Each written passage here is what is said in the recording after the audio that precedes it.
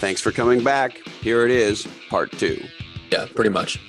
And the audience can feel that. And I think we're in an age where they want something and they're craving something real, which I think is why they're turning to podcasting.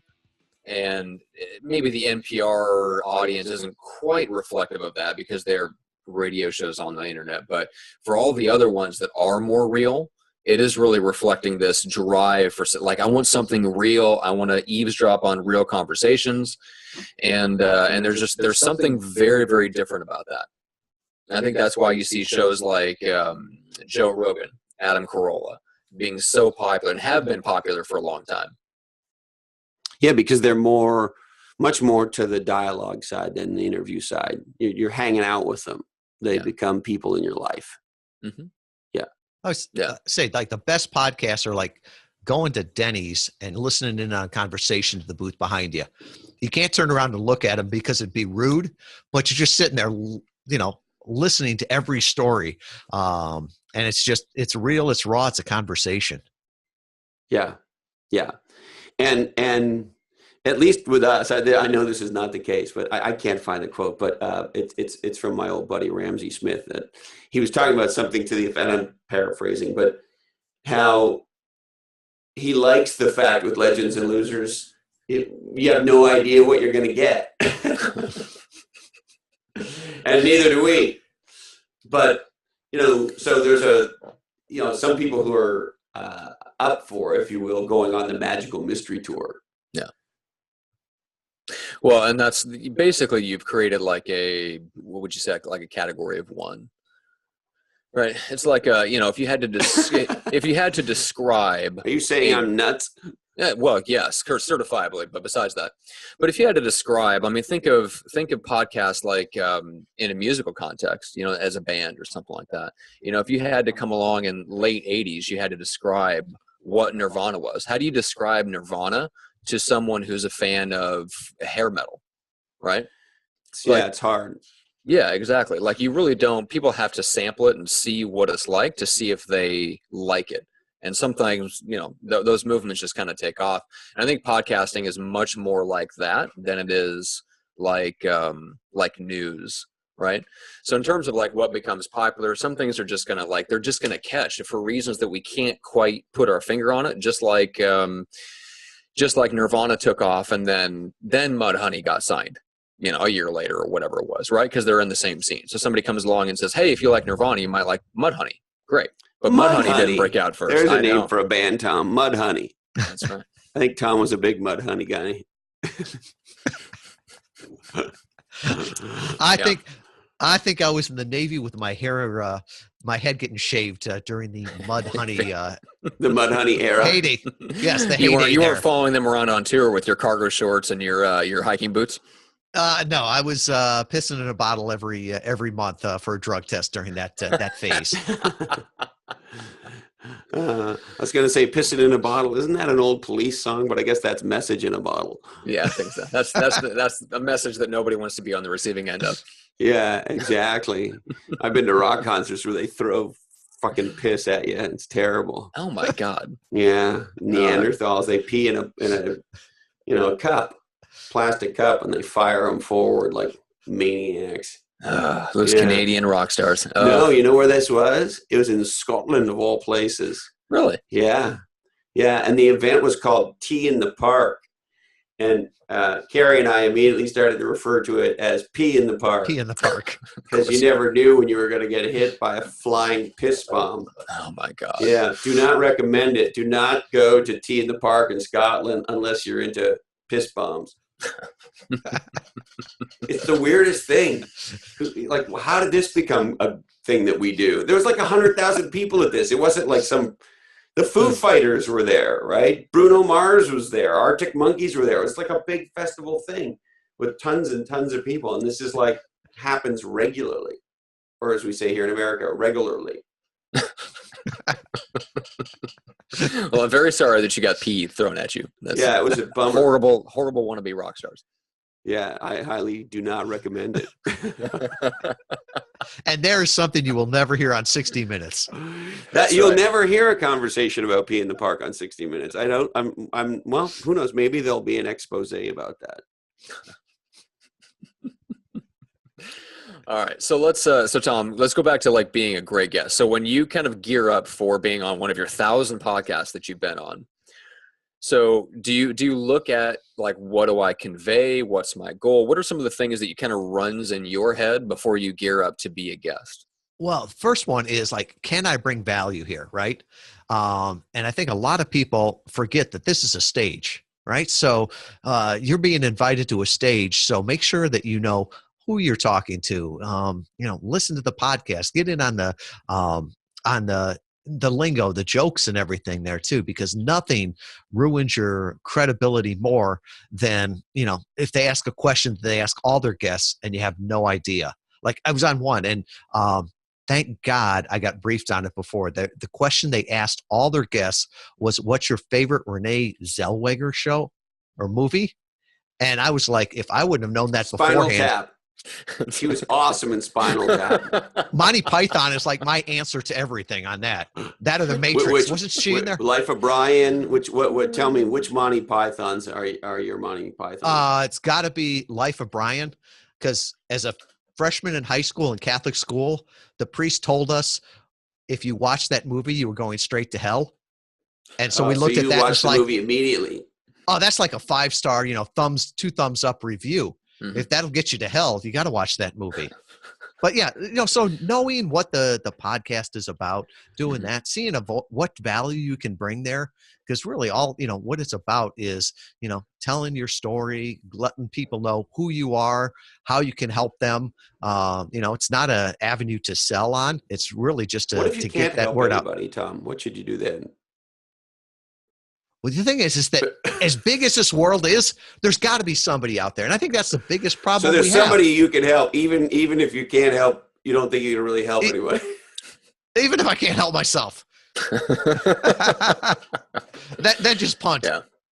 But I do like that. I mean, there's a responsibility you take on as a guest. And then if you're listening to this and you're a host or an aspiring host, one of the things that you can do is have a really good prep call with the guest, right?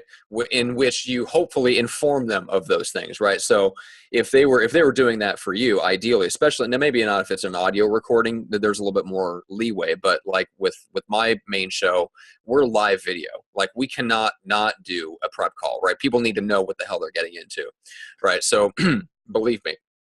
So before they come on, about a week or two before the show, we're going to do a prep call with them, and 15 minutes, we're in, we're out. We're going to talk about all the content. We're going to talk about, what things do they need to know. Here's when you show up. Here's when the green time is. Green room time, I should say. Here's when we go live. Here's the way it works. That way they show up and they know exactly what's on them as a guest.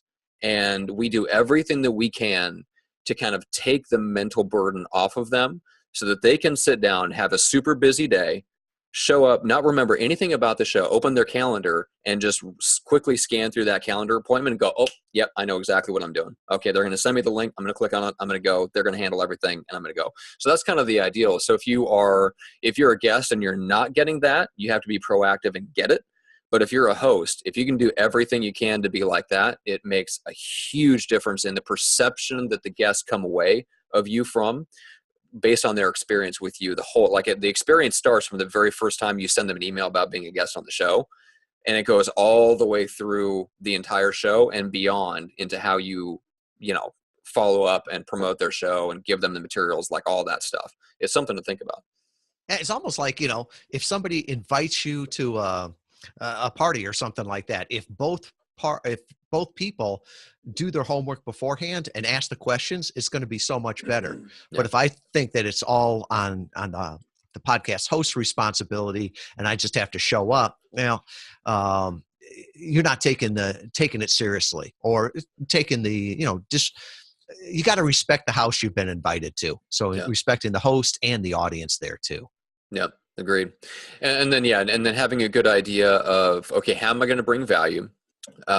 Knowing where you're going to send people. By the way, Tom, you mentioned that you kind of dialed in what you recommend for the number of calls to action that you give in a podcast. What is that ratio, and does it change for like different lengths of shows?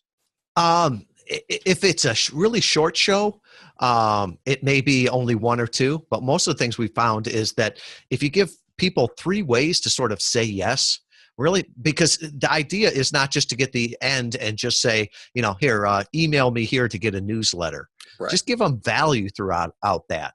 So a lot of times the other thing is that knowing that this is evergreen content, our testing has shown just don't send them to your homepage, right? Mm-hmm. Because if it's just an audio only, they have no idea who I am, what I look like, or what my website looks like. So send them to a dedicated page, like almost like a homepage just for that show. Sort of, we call it a welcome page, and give them the stuff that you talked about there. Add that value. It's not enough just to say, you've heard me, now just find me. No, give them the next step. If they're interested, give them an easy way to go from being just passive listeners to active visitors and engaged leads. Yeah, so there was, and we talked about this. I had a client of mine that went on Entrepreneur on Fire, right? And he gets 200 email opt-ins directly off of the show. He can trace them through Infusionsoft directly back to that show. So the difference with him versus like some of the other people I've known that have been on the show is that he has a really great, proven, tested lead magnet. And so he sent them to that dedicated page for that, promoted it a couple of times on the show. And it was something that he already knew that for his audience pulled well because he had tried it, tested it, proven it for himself. And so if you're a guest on a show, especially if you're going to start like working with Tom with your company to start doing guest appearances on a regular basis, that's something to really think deeply about. Is what's the most important like small tactical problem that I can solve for my audience, that I can give away something that helps solve that problem and send everybody there. And not to state the obvious, but this is for people for whom are going on podcasts for lead generation reasons, right? Right. Yep. Or thought leadership, if you want to, talk about, isn't just about lead generation for sales necessarily. Although if you're looking to sell books or, build a speaking, coaching, consulting career, that type of thing, it's like indirectly sales. But yeah, I mean, if you're a thought leader within a company, you still want to send them to a place where you get some sort of valuable download and get them into the ecosystem for your company, rather than, let's say, send them like, hey, if, I'm the CMO for Marketo and I'm going to be on a bunch of different podcasts. I'm not going to just send them to marketo.com. They're going to get lost in, all that stuff. I want to send them to a special, Tom, you call it a welcome page. Mm-hmm. You could also think of it as a landing page or a squeeze page, but you want to send them somewhere dedicated. Squeeze page. That's right. We actually tested that, and it did better on a welcome page than a landing page, right? Because if they come back, it's okay if they look around the website. It's not like you just got to force them, give me your email, because ultimately we don't want just more leads. We want more customers. And if they're not interested, don't force them into that. And I think the other thing too is just making it easy for the listener. It drives me crazy when I'm listening to a podcast and I'm like, oh, I want to follow this person, learn more. And all of a sudden, I'm running or doing something. And I say running, like when I said listening to or reading a book, it's a phrase. I really, it's more jogging. Wait, right. Are you paying someone to run for you while you sit on the couch, or what? Are you one of these guys that goes, I like to call it, I think Dave Barry was the first guy to call it this, dork walking? Fast walking, dork walking where you. No, I actually, I actually call it running, but if I went much slower, it'd probably be called sightseeing. But, whatever, you're doing that. And, somebody starts going, well, you can email me here, and they give that. You can go and find my Twitter here. And it's like, dude, just give me one place to go. Make it easy. Yeah, you taught me that. Just legendsandlosers.com, period. Yeah. Just you want to learn more, just go there. Yeah. Yeah. Not the 14,000 ways you can get to me on the social interweb. Yeah. Especially when it's different. And I hear people giving websites where there's underscores, dashes. Yeah, oh my God. Like half of it's in another language. There's like a euro sign in there for some reason. I don't know what's going on. But yeah, like anything like that where it's like most people are listening, like you said, Tom, to a podcast while they're running, they're in the car. Like it has to be memorable enough that they can remember it afterwards, or they can just quickly pull it up on their phone while they're doing something else, go to the page and not have any trouble, like avoid as much punctuation as possible. And it's amazing how little things like that affect how many people get into your world from podcasting. right? Just by really thinking about how are people really consuming this on the other end, right? It's not just about me and what I'm doing in the recording process. It's about what is the end person doing when they're listening to this. Yeah, because like we tested text to opt in. It should work great. I've been at live events where people say, "Oh, just text this and get this." We tested it on podcasts. It never worked well. And I think it's because, people are multitasking, they're listening on their phone, and they're not going to stop to text. Yeah, they're driving, right? They're commuting in some other form. They're on a bus, train, whatever, and they're at the gym. Yeah. Now, what I do, I'm a podcast super consumer, and so I have my phone in my pocket and one earbud in, and when I'm bouncing around the house, hanging out with the hands, doing whatever I'm doing, I'm always listening to a podcast. Yeah. And I have one of those, I call it a hockey puck. What's the name of the company? It's a stupid name, like is it UE? Those hockey pucks?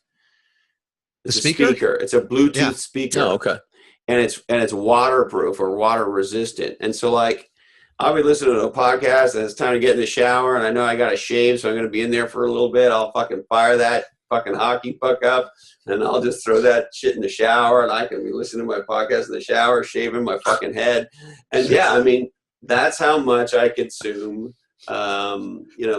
this kind of information. Because Tom, like you, this is how I learn.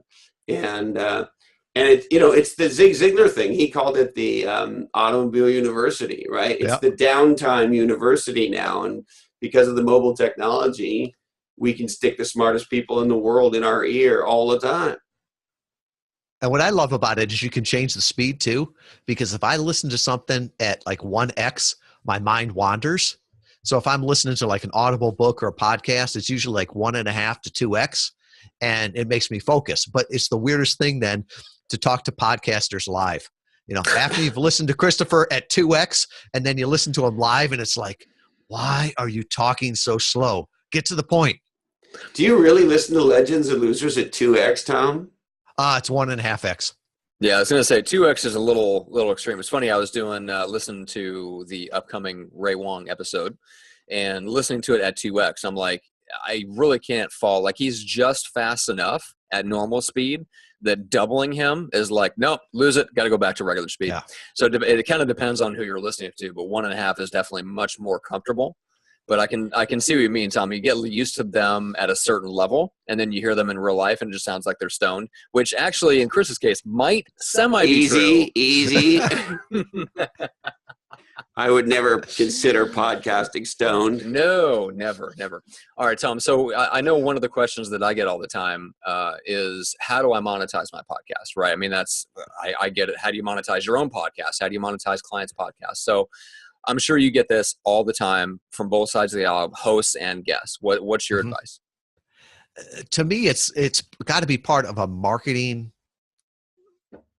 marketing plan.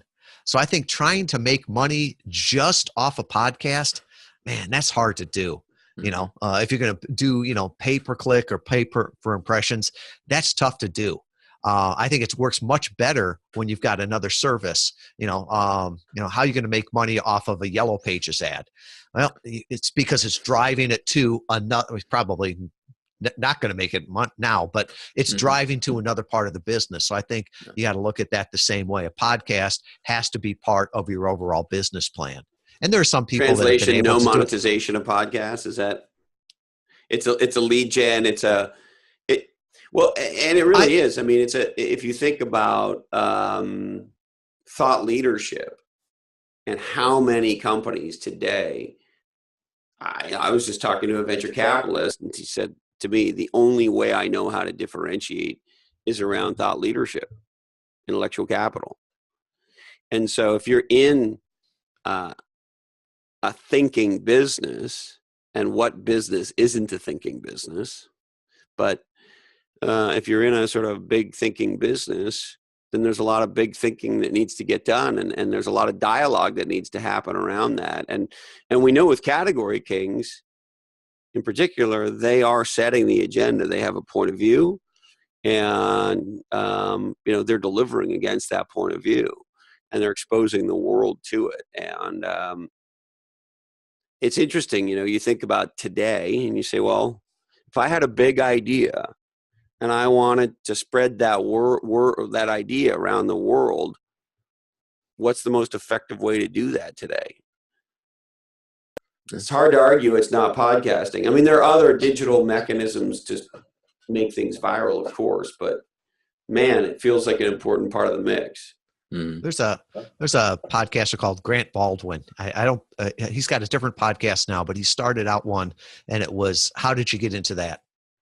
That was the entire question and the entire focus of it, and it was a daily podcast. And I remember asking him early on, what's your monetization plan for this? And he's like, I have no plan with this. He said, but exposure brings opportunity. And it was amazing. Within a year, he met so many different people. It opened up so many doors from that. So I think if you start figuring out that, Audible's going to pay me, $18 per 1,000 downloads, that's going to be a hard way to make money that way. Yeah. And talking about going back to the thought leadership thing, I think that's one of the things that I don't like about interview podcasts compared to, let's say, a dialogue podcast, right?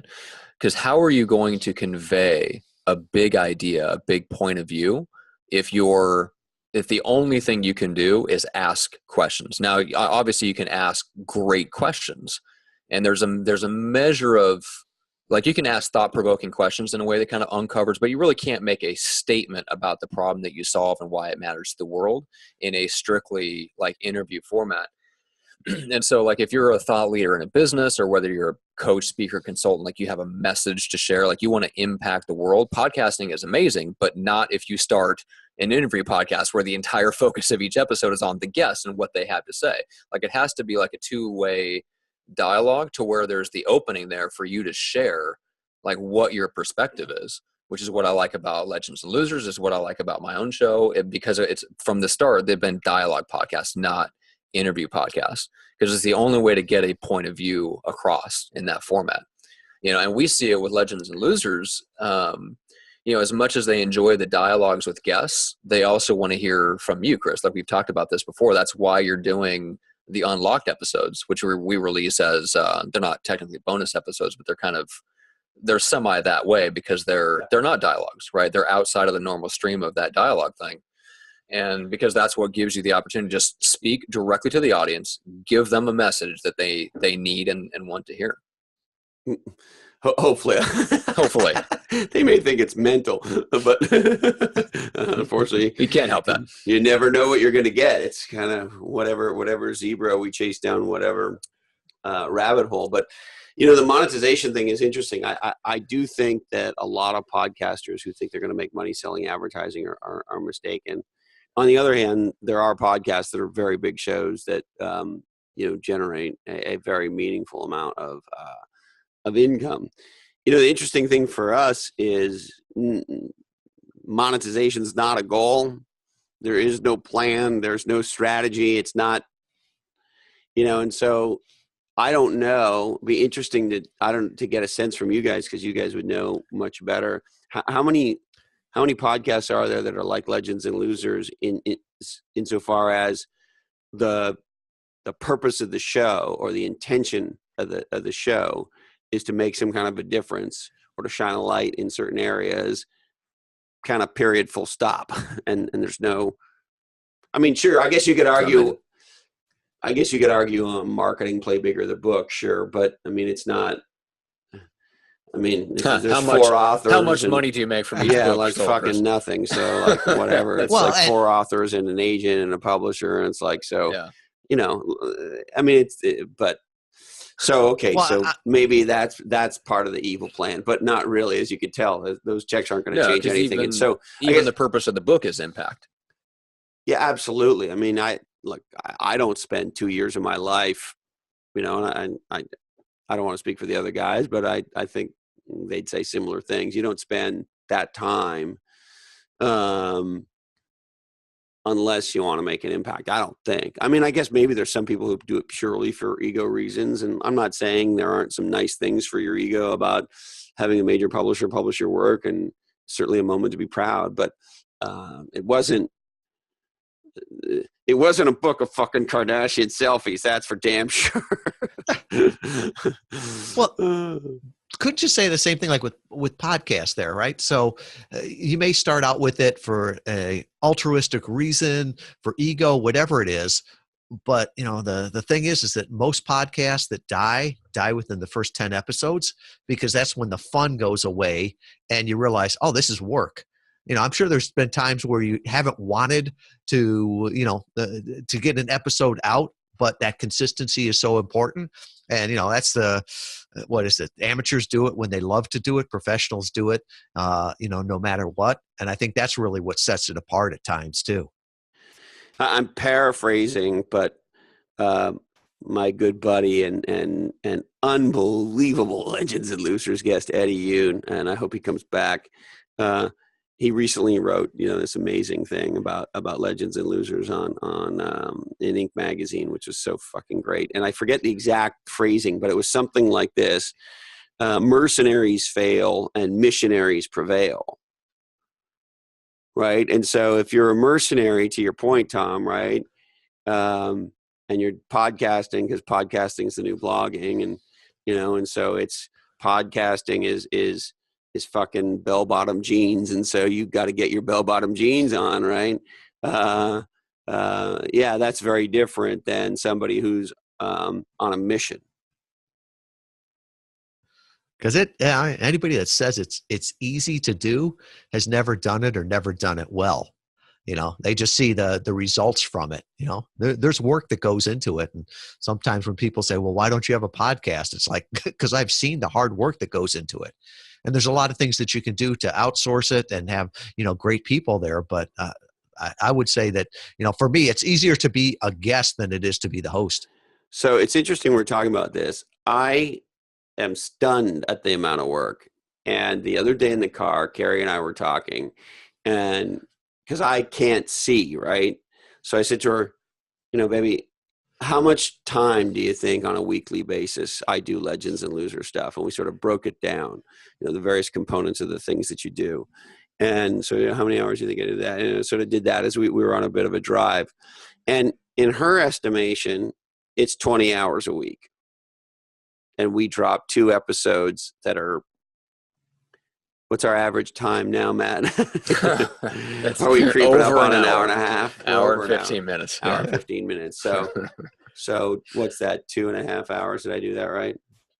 Yeah, 3 hours or so. Yeah. 2.5 to 3 hours a week. And then all the other stuff around it, right? And, of course, I don't do one technical thing, right? I press record on Zoom. I press end on Zoom. And ta-da, Matt and company make Legends and Losers happen, right? That's all I do. But even still, it's 20 hours a week, and I don't do one technical freaking thing. Now, I don't know. Our show's a lot longer than most, right? Mm-hmm. Yeah, you're preparing. You're also booking all of your own guests, right? So, yep. Yeah, which makes a difference. So, I mean, like we for get other guests clients, from Tom. we get guests. We get guests from Tom. We get guests from a few other places every once in a while. But for the most part, but even then, like the introduction and even if you get the introduction, the logistics takes time. Even if it's somebody I mean, I've got a client that has booked all of his own podcasts from the very beginning. And even he, at one point, while he's working on his, second edition of his book, he's like, dude, I don't have time to track these people down. Like, these are all my friends, and I can't get them on the podcast, like, in a timely manner. Like, it takes time to do that stuff if you don't have somebody to outsource it to do it for you. Oh, well, Dandy Candy does the heavy lift. I do the reach out to the person and invite them to be on the show. And the minute they say yes, then super magical people take care of everything, and right. I just show up and drink scotch and talk to people. Press record. Yeah. So don't be confused about what happens. So the question is, what are you spending the other 15 hours a week on? Yeah, that's really the question, isn't it? I think there's a fair amount of research. I read the books, and if I don't read every freaking page, I mean, I'm in the books. I was going to say, with Jason Calacanis' book, I'm guessing you read every page. or I don't pretty know if I close read to it. every single page, but I get deep into, so I can't swear on a Bible I read every single page, but I read the book. I mean, I know what the book's about. Yeah, I I know can you break did. it down. But that's true for, I missed a couple here and there, like Cameron Harold. I was completely embarrassed. He's written 3 books, and I just didn't see it. He'd written fucking with Hal Elrod, Miracle Morning for the Entrepreneurs, and somehow I missed it. And so it came out on the episode. I was like, oh, for the love of whoever you love, Jesus, there, eh? Terrible hosting, because I'd given his other 2 books a really good hard go through, and so I felt terrible. But so every once in a while that happens. But normally if a guest's an author, there's a current book they're sort of on, right? And so we're going to focus a little more on that. So like when Eric Weinmeier came on, I read No Barriers, but I did not go back and read his Everest book. And I did read like a sound view or one of those kinds of things on his Everest book. So I wanted to be familiar, but I didn't do as much looking into that book because he was out talking about No Barriers. And look, we spent a lot of time talking about Everest, but normally there's a book they're on, right? Yeah. But you're spending lots of time on social media, keeping the community going. The way that you give shout outs to people when they make a comment or acknowledge them, or the ratings and reviews, that's what makes the difference. I mean, just dropping an episode, I don't know if you went from an hour and 15 minutes down to 15 minutes, if that would save you that much time. Yeah. And that's a part I had I sort of was blindsided by. The thing that's interesting about this medium, unlike, television of the old days, or music of the old days, or even radio of the old days, is there's no connection between sort of, the people behind the mic and the people behind the speaker, so to speak. You literally never knew who they were. The biggest bands in the world, the biggest whatever in the world, radio DJs had no idea who their audience was. No names, no emails, no addresses, no idea. Yeah, and so it's at the point where it's very hard to keep up, which is a bummer, because I know some shit slips, and I apologize, and I'm dyslexic, and I don't know where the fucking keys are, and so I know there's shit, there's people I want to say thank you to, and for some reason I miss them, and I feel terrible about that, and it's just the combination of sort of not knowing where the keys are, and the volume getting really big. But all that said, what I didn't know is how fun that is, and we have people who listen to the show who are incredibly passionate about the show, and they do fun shit. And it's fun that they do fun shit, so whether it's, Christian Anschutz, a Marine who was one of our very early guests, the founder of Project Relo, wearing his Legends and Losers t-shirt when he's at Normandy, and taking his picture next to one of the monuments and posting that on the Facebook group. That's fucking great. Or more recently, I was sort of curious how people were feeling about, the volume of the show, and should we do more? Should we do less? Like, what should we do? And a lot of people on Facebook stepped up and sort of said, this is how we feel. And most of them said they love 2 episodes of this length a week. And some people said more, a few people said less, but most people said they liked this amount. So it's like, okay, because I thought maybe are we doing too much? Should we cut back to 1 show a week? Should we cut back to 2 shows 1 week, 1 show the next week? I don't know, because I do know that people tell me they get behind. Right. But I think the intimacy in podcasting is so much different. So like going back to 60 Minutes, Leslie Stahl, I know nothing about her family, all the rest of that.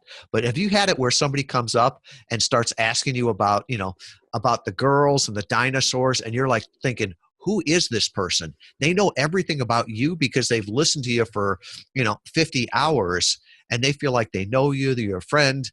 But it's just that level of connection that's different in podcasting, I think, than other mediums. Now that is trippy shit right there. Because it started happening, the first time it really hit me, I went and spoke at a conference in Boston in the spring. And there was, 600 or 800 people there. And there were a bunch of people there who listened to Legends and Losers. And they came and introduced themselves. And it is a very trippy experience to meet someone who has a relationship with you because you're someone in their life, right? They hang out with you. They have beers with you. They drink whiskey with you. They, hang out, right? They work out with you or whatever it is, right? And so it's a very trippy experience. I am curious about how you guys have had this experience because it's a newer one for me to meet people who are in this relationship with you and you just met them. You don't know shit about them. And they feel like, you're their uncle or their bro or their unwanted whatever, in my case. Tom, do you get that experience a lot from appearing as guests on all these shows? I do, and it's weird because if my wife's not there to introduce me, because I'll forget people's names and things like that, and she's always really good of throwing the name in there. But there are so many times where I'm trying to figure out how I know this person, and then it comes up that I guess I really don't know them; they know me. Yeah. And it just, I think, really speaks to the intimacy of it, and also, feeling honored that, wow, they remembered this. My big problem at times is remembering where I heard something. I mean, Christopher, I was talking to you one time and said, I listened to this podcast and the guy's talking about that it's not a world of scarcity anymore. It's a world of abundance. And I'm sharing this great idea with you. And you're like, yeah, that was my podcast. I'm like, oh yeah. Okay. I guess Mike you did hear Maples. that already. Yeah. Exactly. But the amazingly cool thing about it, this guy recently, let me see if I can pull it up because it would be very, very, very Fonzie if I could figure this out quickly, was tweeting how at his company they were giving Play Bigger to their interns. And I just thought to myself, because this is something I never conceived of, which is, imagine you're starting your career, or God forbid, imagine this is the first business book you read, first marketing book you read, the first strategy book you read. Imagine if that, like, a young person reads Play Bigger. Anyway, long story longer, my heroes, guys like David Ogilvy, by way of example, or the recent Trout guys, there was no way to get to them. Like, you had to write them a fucking letter. Mm-hmm. And you never heard them on anything. Mm-hmm. You had to go, if you went to a conference, you could hear them speak. Right. But there was no way to experience them, never mind tweet them and say, awesome book, dude. Yeah. And, how cool would that have been for me back then? Mm-hmm. Yeah, even to have that ability to build that one-sided relationship, if you had the ability to hear them on the radio every single week or something like that would have built that intimacy to the point where it wouldn't have been an issue of, am I going to buy their next book? It's when the F does the book come out? Like, yeah. What? Come on, like get it out the freaking door. Like, I'm ready to buy it. Like, we're already pre-sold. So I think, and this is probably a semi-famous quote, but somebody asked Seth Godin, like, hey, I'm getting ready to publish my book. When should I start a blog? He's like, well, the best time was 2 years ago. The second best time is right now, right? Because if you've been, and I think it's even more true for podcasting because of so much the intimacy that you talked about, Tom. Like, it builds up so much of a relationship that people will buy what you put out. If, let's say, you're an author and you're writing a book, they'll buy it even if they've heard the concepts already. even if they know what the book is about, even if you've talked about the core subjects on the show already, you build up such a loyalty because of the intimacy that you have in that format that they will buy what you put out just to support what they've already got for free. The closest I can come to, looking back at it, is like Zig Ziglar. You felt like you had a relationship with him because you heard his voice so many times on the tapes. Christopher, when you were on there, refer to him as Uncle Zig. Yeah, he felt so like that my uncle, right? Because how many hours in the quote unquote automobile university did I and so many other salespeople and entrepreneurs and so forth spend with Zig Ziglar? And of course, he was much older and much more experienced than me. He was the master sensei, and I was the kid that needed to learn. And so, yeah, you develop a relationship. He's a person in your life. And it would have been different if it was just reading it as opposed to hearing them. And so I think that's sort of like with podcasting too. It's like, it's one thing to read a book. It's another thing to hear the person talking about it, hear insights on their life, and really feel like you got a relationship with them. Yeah. Yeah. All right, boys. Well, is there anything else you think we should touch on? Or should we have some more whiskey or? Knows the right answer when told. Well, let's finish things out and put a nice bow on this one. So, Tom, how do people reach you? Sure. Interview Valet is the easiest place. I'll put all my contact information there, that checklist that I use, all the resources there. Just go to interviewvalet.com/legends and losers, and you can see what a welcome page looks like too. Very, very cool. All right. For me, pursuingresults.com, so you can learn what I do for people like Chris and Legends and Losers podcast, among others. Basically, I take all the talk about the checklist written in blood. I've done this. I've literally worked every position, done every role in podcasting from the top down all the way down to the crappiest job. I've systematized it all and basically work with clients to run my same systems that work for my podcast for them. So you get to work with the same staff that produces my show to produce your show. So that is what Pursuing Results is all about. So you can go there, and then legendsandlosers.com to actually subscribe to the show and get onto the email list where we send you the latest episodes every week. How smooth is that? He just did that. He's just so smooth.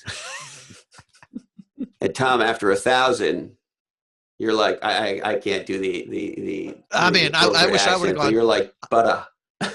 I wish I would have gone second on that, but I wouldn't have been able to go because all you would have heard is the mic drop after that. Boom. Well, and I just got to say to both of you, man, I love you guys. This has been so much fun together. And with both of you guys, from the first conversation we had, it was just obvious. It's like, okay, we're in this together. Mm-hmm. Right. And it's been so much fun. And, maybe this is something that just comes with age. I don't know. But the reward is absolutely the journey. Yeah. Mm-hmm. Right. Like we've set a BHAG to be a top 50 business show. And the reward is just going out and going for the BHAG. That's the reward. Right. And it'll be fun when we get there. And I have every belief that we will. But the reward is doing Legends and Losers. For me personally, I get to have at least 2 conversations a week with somebody who blows my mind. And we get to work together. And we have a lot of fun, don't we? Yeah, we do. Yeah, it's really great. And so I love both of you. You've made such a huge contribution to my life. You brought this thing that I could never have done by myself. I feel the same way about Colin. Colin, I love you. And love to have you back on sometime soon, Colin, for the love of whoever you want to love on. But yeah, it's really the best part for me is the day in and day out journey, with you guys, with our guests, with Candy, with Carrie, with, of course, Colin. And, we just have this great team and we're out having fun and we're trying to do this show and hopefully make a difference. But I can't thank you guys enough. I mean, there's no way I could have done this by myself. And you make a difference every single day, every single week. We learn all this cool stuff together. And the reward is the journey. It's been awesome so far, and we just get to keep going. So thank you so much from the bottom of my heart. Thank you. We are just getting started. Yes, sir. Be legendary, my friends. All right, well, there it is. I hope you enjoyed that as much as clearly we did. If you like this episode, you will love episode 44, Modern Marketing and Promoting Bob Marley's Favorite Reggae Band with Christian Sarkar and Paul Maher. It's a great episode. One Life Fully Lived, Dream, Plan, and Live Your Best Life are our big annual event in Sacramento, October 21 and 22. Sacramento, October 21st and 22nd. It's a fantastic conference with amazing speakers. We really try to deliver a full curriculum for architecting and designing the best life that you can possibly imagine. And because One Life Fully Lived is a nonprofit, we try to do that at a cost that is as close to free as is humanly possible. onelifefullylive.org. We'd love it if you checked us out at legendsandlosers.com and subscribed, and that way you'd never miss an episode. And if you want to email us, you always can, blackhole@legendsandlosers.com. And most importantly, we would love it if you shared the show. We would like to thank HarperCollins, Instant Classic Play Bigger, How Pirates, Dreamers, and Innovators Create and Dominate Markets. NetSuite, #1 in Cloud ERP. Check us out at netsuite.com. Equity Directory, connecting startups to the talent and resources they need to build a legendary business. onelifefullylive.org. Dream, plan, and live your best life. Come out and see us in Sacramento. Verve Coffee Roasters, Santa Cruz, California.